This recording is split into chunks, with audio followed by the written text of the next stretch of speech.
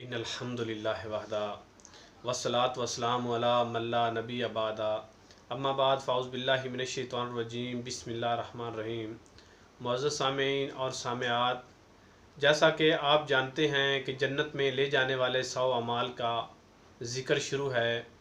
आज इस सिलसिले का 36वां अमल आपके सामने रखेंगे। मेरी अल्लाह से दुआ है अल्लाह मुझे हक़ सच बयान करने और फिर हम सब को उसके ऊपर अमल पैरा होने की तौफ़ीक़ अता फ़रमाए। सैयदना माविया बिन जहमा सलमी से रवायत है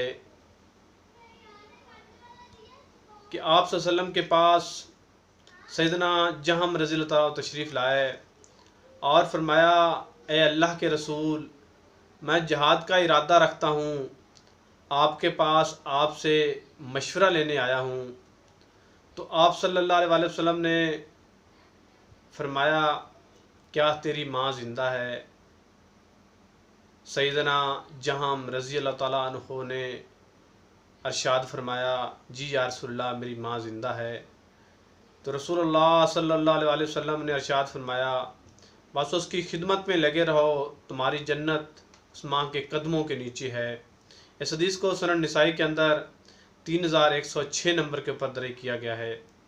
मेरी अल्लाह से दुआ है अल्लाह मुझे और आपको इन अमाल के ऊपर अमल करने की तौफ़ीक़ अता फ़रमाए। अल्लाह ज़िंदा रखे इस्लाम के ऊपर, अल्लाह मौत दे शहादत वाली।